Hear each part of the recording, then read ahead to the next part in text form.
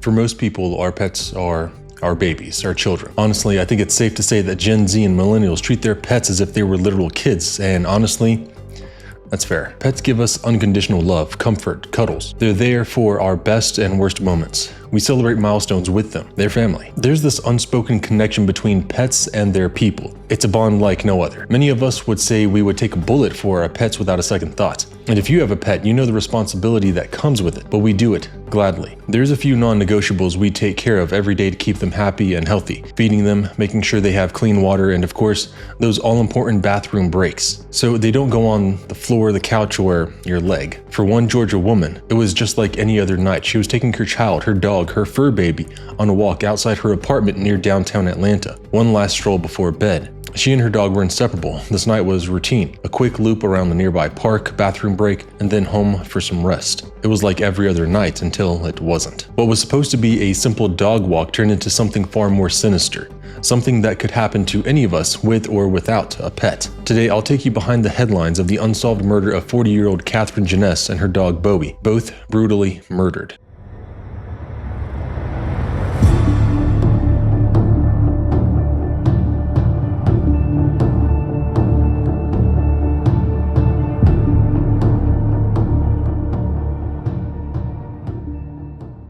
Katie Janness, who loved to go by Katie, grew up with her mother and her sister in Detroit, Michigan before moving to Atlanta, Georgia in 2006, a city she hoped would help turn her dreams into a reality. From a young age, Katie was drawn to music and the arts. She would flourish and nurture that passion throughout her life. Katie actually taught herself how to play guitar and quickly learned how to become a passionate singer-songwriter as well. Music wasn't just a hobby for her. It was her escape, her safe space, her outlet. In fact, you can still find some of the songs she wrote on her Soundcloud to this day, a glimpse into her soul and creativity. She played off and on in different bands growing up, and according to a former girlfriend, Katie had serious aspirations of pursuing music full-time. She wanted to turn her hobby into a full-time career. That dream is actually what brought her to Atlanta in the first place. She believed that the city could help her build her creative life the way she always wanted. Atlanta, known for its vibrant music scene, felt like the perfect place to turn her passion into a profession. She knew this is where she could chase her dreams. But Katie's creativity didn't stop at music. She also loved writing poetry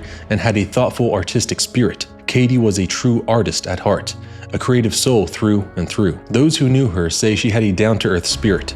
She was quiet, gentle, warm, but above all, kind. The type of heart that made people feel safe and seen. Katie was incredibly smart, too. She loved to read and even collected books, finding joy in stories and ideas. And while she might have been soft-spoken, she had a natural sense of humor. Friends described her as quietly hilarious, effortlessly funny, someone who could make you laugh without even trying. One friend even called her the best person ever, someone who genuinely appreciated the little things in life. She was often described as an old soul with a deep sense of wisdom and a quiet presence that made people feel calm and seen. She was thoughtful, introspective, and wise beyond her years.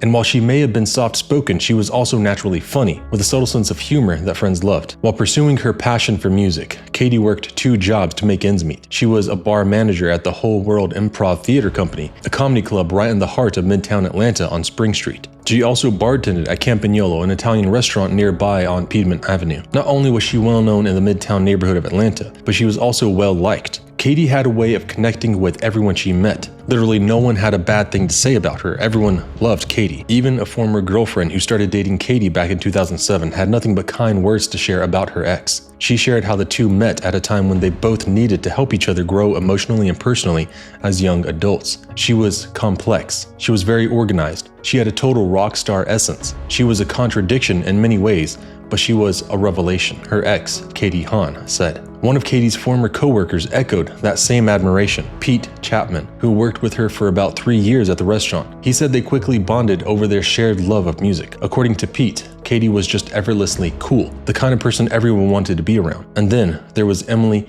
Harbovsky, Katie's childhood friend from Detroit. The two were friends growing up, but when it came time to leave home and chase something new, they did it together, packing up and moving to Atlanta to start fresh. Each of them brought their own dreams with them. For Katie, That dream was always music, but there was something Katie loved just as deeply as music: animals. She was a huge dog lover, and her 3-year-old pit bull Bowie wasn't just a pet, he was her best friend, her child. She was known for being an incredible dog mom. The two were completely inseparable. Katie would do anything for him, just like so many of us would do for our own fur babies. That's what makes what happened next almost too painful to comprehend, because in the end, Katie and Bowie would lose their lives together. But in a twisted, almost poetic way, maybe there's a strange comfort in knowing that they were together until the very end. In life, they were bonded by unconditional love, and in death, they remained side by side, inseparable. Always. In the years leading up to her death, she had been in a loving, committed relationship with her partner Emma Clark, her girlfriend of 7 years. Though they weren't legally married,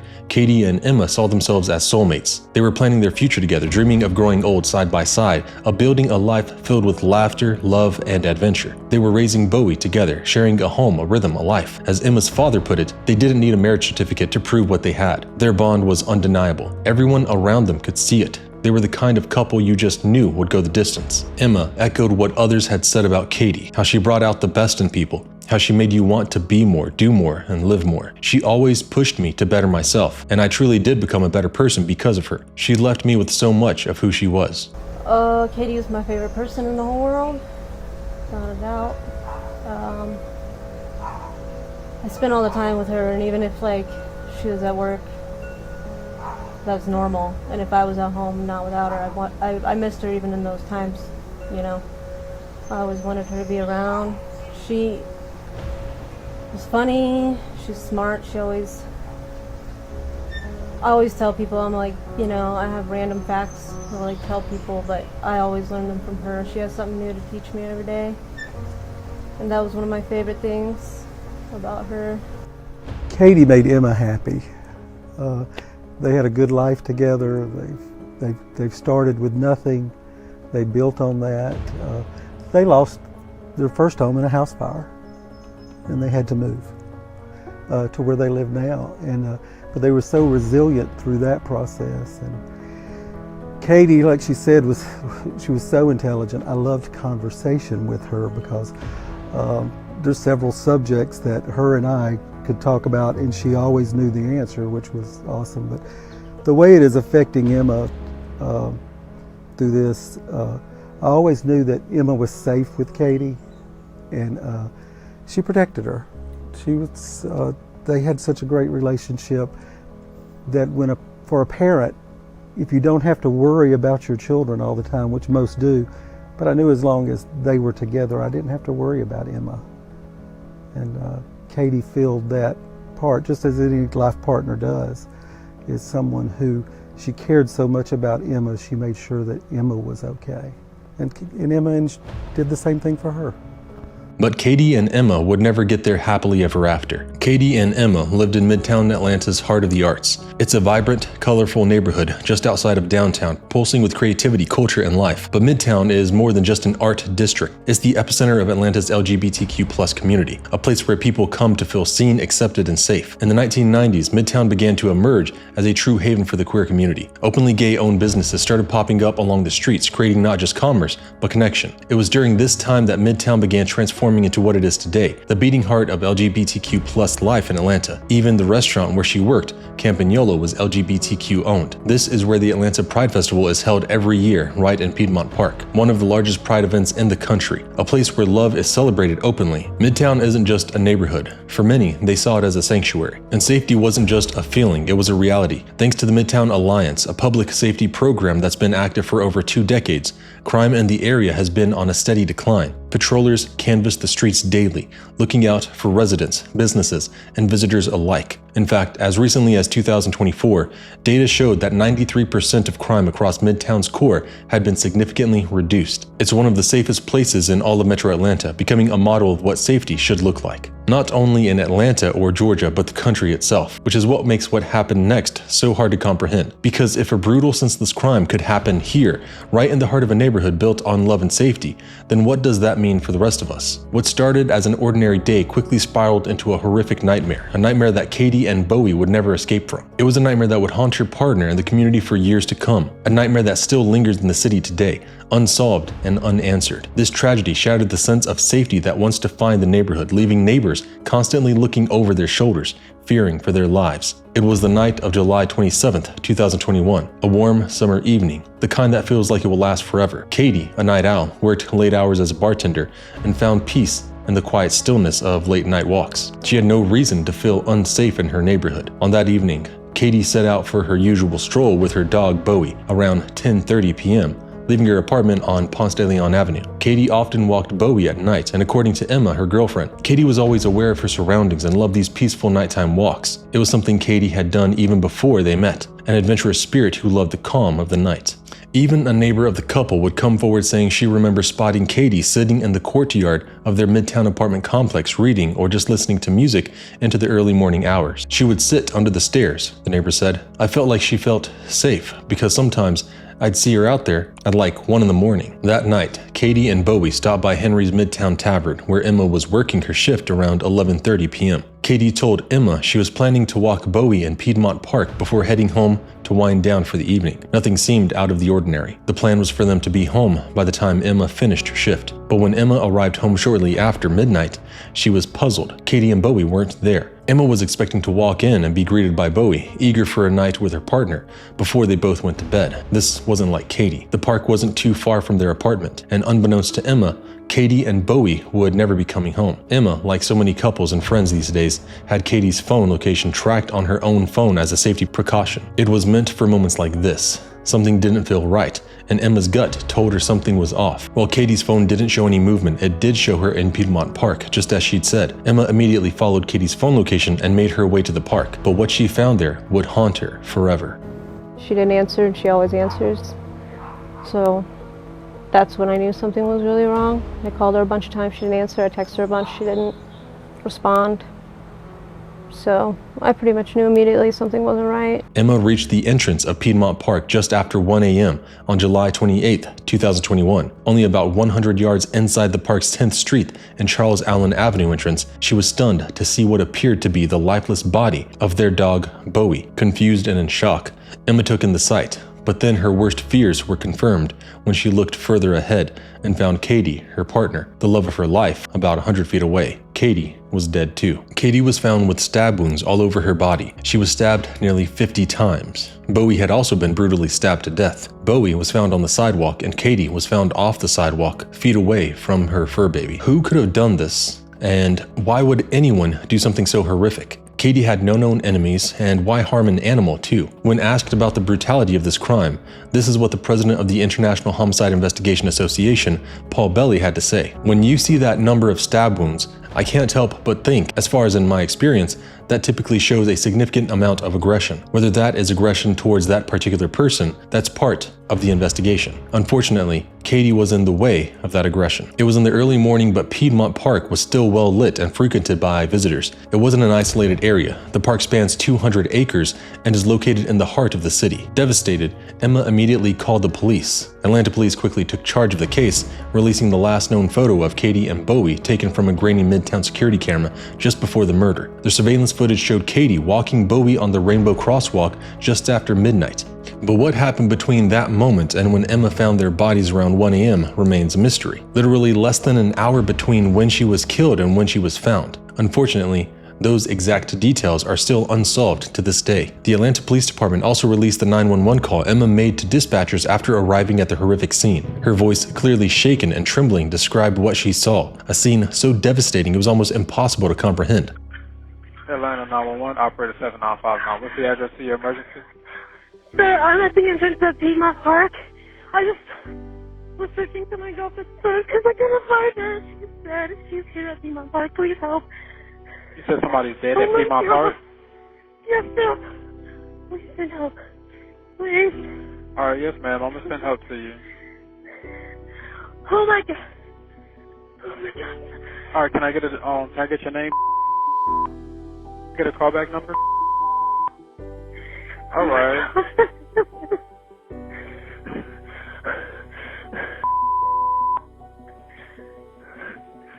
Where's she at in the park? Right near the entrance, like, I don't know how to explain it. Did you just see that?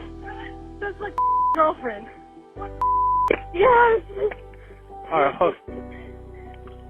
Please. Oh my God, dude. Please, like she's dead. Like it's so.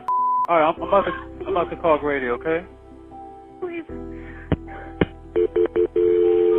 The 911 call also captured a male voice who supposedly stumbled upon Emma finding Katie's body. The man in the background appears stunned and shocked before disappearing. To this day, it is unclear whether this male has ever been identified or spoken with police. To help lead to any answers, police offered a $10,000 reward for information leading to an arrest. Initially, investigators had very little to go on, but they strongly believed that whoever intended to harm Katie had been confronted by Bowie. Officials suspect that in those final moments, Bowie tried to protect his beloved owner one last time, defending her as best as he could. The bond they shared was clear, and it was evident in those final acts of devotion. Police examined the dog for any potential DNA left by the killer, but the results were inconclusive. Just 2 days after the brutal slaying, nearly 100 people gathered at Piedmont Park to grieve and remember Katie's life. They created a makeshift memorial at the entrance of the park, showering it with flowers, candles, cards, and even dog treats for Bowie. Unfortunately, which so happens to occur in a lot of these unsolved cases, there were no working surveillance cameras in the location of the murder and apparently no witnesses, which makes you wonder if the killer knew this. But the strange thing is that there were cameras in Piedmont Park that night, but at the time, those cameras were reportedly inactive due to outdated technology. Investigators tried to see if they could extract any photos or videos from those cameras, but none have ever been made public. Of course, it would be great if those cameras in the park were working, detective said, but it's unfortunately just not an uncommon thing that sometimes technology fails us. But I think we have to look back and remember, too, that before all of this technology, you had to solve cases by talking to people, and that still holds true today. But days after the attack, Atlanta police released multiple photos of people who had been captured on nearby security cameras in and around the park just an hour before Katie's body was found. Police urged the public, especially anyone in the photos, to come forward with any information they could offer. They pleaded with the community, hoping that someone had seen or heard something, or at least knew something vital to the investigation. None of the individuals in the photos were considered immediate suspects, but any detail could help authorities piece the puzzle together. I assure you, the men and women assigned to this investigation are working around the clock, the police chief explained. What we are hoping is that these individuals will come forward and let us know, hopefully, they saw something while in the park. Police also released video of 2 men running in the park around the time Katie was murdered. One of those runners reportedly reached out to police, while the other supposedly didn't. Katie was the first person to be killed in Piedmont Park since 2009, according to authorities. The crime stood out for several reasons, but most notably because both Katie and her dog were brutally stabbed. There's just so many questions surrounding this case, and the questions don't stop there. Other evidence at the scene makes this crime feel intensely personal. Beyond the multiple stab wounds, Katie had blunt force trauma to her head and neck, but according to the autopsy report, that wasn't all. The letters F, A, and T were carved into her torso right below her breast. Katie's body showed further signs of brutal violence. Both of her breasts, including her nipples, were stabbed multiple times. The killer stabbed Katie nearly 15 times in the face, nearly covering her entire face with wounds. Her neck was slashed and both of her carotid arteries were severed, leaving her on the brink of decapitation. She was also stabbed repeatedly on a specific LGBTQ tattoo she had as well. Additional stab wounds were found in her abdomen and back. Her pants and underwear were pulled down to her knees. This scene was beyond gruesome. Stab wounds covered nearly every inch of her body, painting a picture of violent, unrelenting aggression. The autopsy confirmed that Katie fought her attacker. Defensive wounds were visible on her hands. One thing was clear. Katie fought hard to protect herself, and Bowie fought hard to protect his owner. This was no random attack.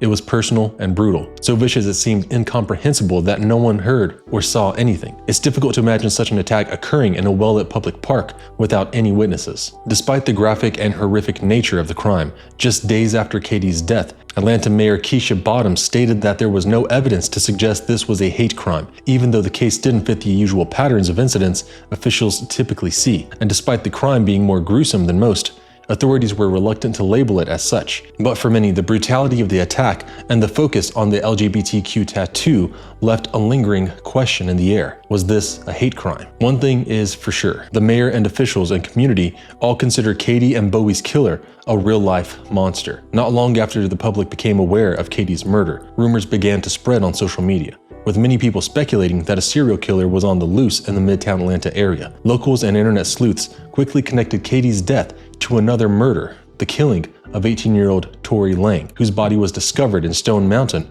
around the same time. The community's fears grew as they speculated that the two deaths were connected, and they wondered if a potential serial killer was operating in the metro Atlanta area. Just hours after Katie's murder, police found Tory's body under a tree at Yellow River Park in Gwinnett County around 6:30 a.m. on the morning of July 28, 2021. Her 2012 Nissan Versa was discovered a week later, burned and abandoned in a wooded area of Hidden Acres Nature Preserve in DeKalb County, roughly 5 miles from where her body was found. Nearly 9 months later, police obtained warrants for 20-year-old Austin Ford, Tory's best friend. Though they had been close friends, Austin was convicted in connection to Tory's death after 2 mistrials, and he was sentenced to 20 years in prison. Despite the timing of the 2 murders, authorities did not believe they were connected, especially since Tory knew her convicted killer. However, at the time, social media buzzed with speculation, and many in the community were uneasy about the possibility of both murders being linked. "I know there have been several rumors that there is a serial killer on the loose in our city," said Mayor Keisha Lance Bottoms. "We don't have any evidence of that." Atlanta Police Chief Rodney Bryant echoed the sentiment, stating, "It makes it even more difficult and time-consuming when APD and our investigators have to shoot down these rumors. It feeds into a narrative that will not help us get this monster off the street. I think that quite often what we are now hearing is a lot of sensationalism and misinformation, and it's really causing us more problems, especially with the community that we serve." But soon, another name began to surface in the public's suspicions: Emma, Katie's partner. At this point, it's important to acknowledge a hard truth about crime in America. Statistically, a significant portion of murders involve some sort of relationship between the victim and the perpetrator, whether romantic, platonic, or familial. Data consistently shows that victims are more likely to be murdered by someone they know rather than a total stranger. In fact, according to the FBI statistics from 2019, less than 10% of homicides in the US were committed by strangers. So it's no surprise that Emma, Katie's long-term girlfriend, became an immediate focus of suspicion. After all, Emma was the one who discovered Katie's body, an understandably unsettling detail that often leads to the assumption that a partner could be involved. Let's face it, it's a scenario we've seen play out in high-profile cases like Chris Watts and Scott Peterson. Even in fictionalized accounts like the blockbuster film Gone Girl, the partner is often the first suspect. It's a narrative that's hard to ignore, no matter how tragic the circumstances. In the wake of the murder, Emma launched a GoFundMe to help cover Katie's funeral expenses, and her heartfelt message reflected the depth of her grief. "Today, I lost the love of my life and my baby boy. It was tragic. She was the most intelligent, kind, humble, and beautiful person I have ever known. I wanted to spend every second with her. He was the sweetest, most loyal companion. My heart is so very broken. My world will never be the same. Thank you to everyone who has reached out. It is truly appreciated." By early August, Emma had posted again, thanking the community for their support. "There are no words to express the gratitude of your generosity. We will continue to work, pray, be present in keeping Katie and Bowie in the hearts and minds of everyone to prevent this from happening again. We will not stop until there's justice. It could be next week or next year. Nonetheless, we will never stop. I ask now if you're a believer in Christ to pray that the perpetrator is found and brought to justice. We pray for the safety of your families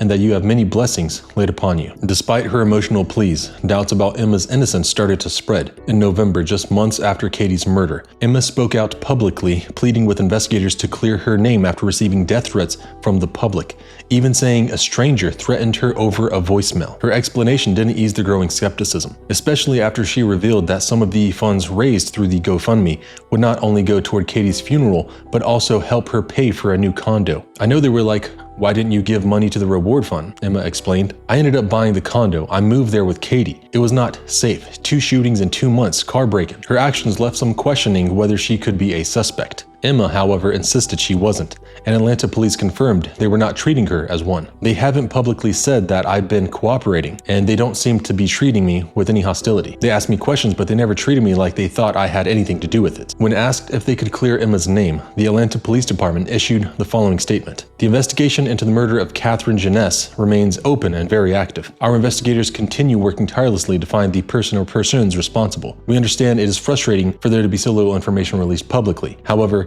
to ensure the investigation isn't compromised, we simply cannot release much information on our active investigation. We know how important this case is to those in our communities, and we will continue our work to bring this investigation to a resolution." Emma has since admitted that she made the difficult decision to move out of the area, a place that once held the memories of a future she had dreamed of with the love of her life. The constant reminders of those haunting last moments, the brutal loss of both Katie and their beloved dog, became too much to bear. To make matters worse, Emma was the one who discovered Katie's lifeless body body, an unimaginable horror that no one should ever have to experience. It's impossible to fully grasp the nightmare she must live with every day as she carries the weight of those memories with her. But every day, Emma and her family hold out hope that whoever ended the young life of Katie Janness will one day be held accountable, that she will get justice. Katie was a beautiful, talented soul with so much to give to the world. She was always a champion for those less fortunate. We still hope justice will be served to the person or persons responsible, and we pray that the Atlanta Police Department and the FBI find this monster before they repeat the heinous acts committed against our sweet Katie and her precious dog, Bowie. This July will mark the 5th anniversary of Katie's murder, and both the public and her family still have more questions than answers. No arrests have been made, no suspect has been publicly named, and no motive has been released. The FBI is also involved in the investigation. To this day, many believe this was a hate crime, or could it have been someone Katie knew? She was reportedly planning to return to Detroit the day after she was murdered to visit her sister and mom, but she never got that chance. Did someone know about her trip and want to take her out before she left? Or do you disagree with the police and think her partner was involved? Let us know down in the comments. Over the years, the public has questioned law enforcement on why they have continued to stay tight-lipped on this case and not release any new information, especially since this case really shook the community to its core, leaving neighbors on edge to this day. But police have continued to say that releasing too much information could harm the investigation, potentially preventing them from finding a suspect and negatively impacting the prosecution of the case. In September 2021, the Piedmont Park Conservancy, a nonprofit that manages the park alongside the city of Atlanta, launched the Safe Haven Fund to improve public safety in and around the park. Since Katie's death, more Atlanta police officers have been stationed in that area, and additional security cameras have been installed, including replacing those that weren't working. Despite these efforts, Katie's death has left a lingering sense of fear throughout the Midtown community, shattering the once safe atmosphere that had defined the neighborhood. This fear has only deepened over the years as no arrests have been made. The case has gained attention not only across Georgia, but across the country. It's not every day that a woman and her dog are brutally murdered together in a public park. Many internet sleuths have taken to Reddit to discuss the case and share their theories. Some have even retraced Katie's steps that night, trying to understand what it might have felt like to walk through the area to see if it felt dark or unsafe. One Reddit user shared their thoughts. "I did her same walk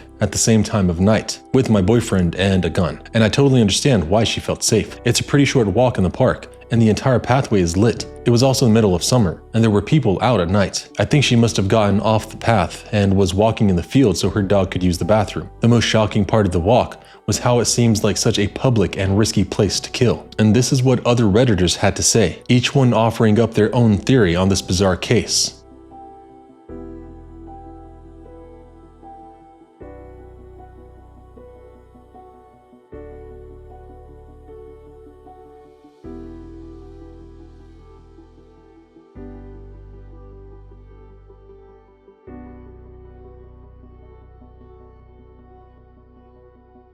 And that's the hardest part about this crime. With so little information to go on, curiosity and theories about what happened that night run rampant. Everyone seems to have their own version of the truth, but one thing many can agree on is that it's abnormal for Katie and her 50-pound pit bull to be killed together. It just doesn't make any sense.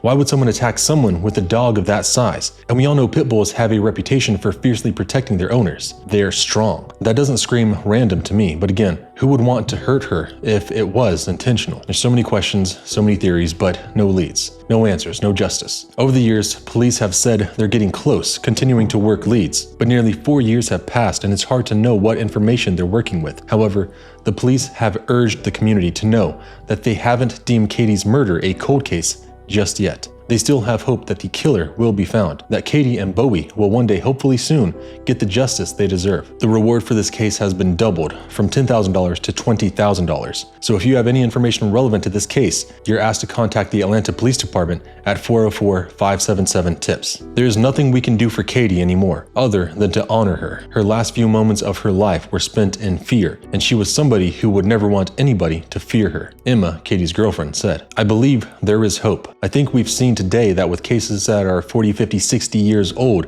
being solved almost on a weekly basis right now. That gives me hope." Belly, the homicide investigator, said, "Do I want everybody to wait 50 or 60 years? Certainly not. But I think it also shows that the hope is there. As the years go by, it's important to keep Katie and Bowie's memory alive, to continue to share their story, so that hopefully one day they will both get the justice they deserve. A new bench installed at Piedmont Park in Midtown Atlanta was dedicated to Katie and Bowie. The park bench can be found near where the pair were stabbed to death. At least in their final moments, Katie and Bowie had each other. They both had a loved one by their side when they took their final breaths. They weren't alone. If anything, that really shows how deep our bond with our pets can be and how much love they have for us. It's an unspoken connection, the relationship between a pet and their owner. And in those final moments, that bond was tested. But the love they had for each other rang through. You can still find some of Katie's songs on her personal Soundcloud page to this day. She was incredibly talented and had a beautiful voice. So much talent taken from the world so soon. One song she wrote, Away, not long before her death, mentions many of her loved ones who have either passed on or are no longer in her life, longing for the relationships, remembering their memories. You went away. In a strange, eerie sense, this song now feels like a haunting foreshadowing of the impending doom Katie would soon face. But enough of my jabbering. What do you think happened that tragic, fateful night? The number of theories surrounding this case is staggering, but they all show one thing clearly: the community's deep concern, not just for finding answers, but for their own safety. More than that, they want to ensure that Katie, once a beloved neighbor in the once safe and caring community, gets the justice that was stolen from her. Leave your theories in the comments down below. Many of the cases we cover often feel like the victim was in the wrong place at the wrong time. That's one of the most haunting parts about these cases. If she wasn't killed that night, would someone else have been? Maybe one of those people we saw on the surveillance cameras. And what if Katie hadn't walked through the park that night? Odds are she might very well still be here alive today. But if it wasn't random, then we can't be sure. One thing is clear: Katie Janness deserves justice. Her family and friends deserve justice, and so does Bowie. A life cut tragically short, a life that even at the age of 40 was just beginning. A life with dreams, plans, and desires now gone, and her family and friends are left with the haunting realization of never truly knowing what happened to her. That's why it's so important that if you have any information at all, you contact the Atlanta Police Tip Line. The truth may be out there, but will we ever know it? And if we do, will it bring the closure they so desperately need? This has been Joshua John with Behind the Headlines, and until next time, stay safe.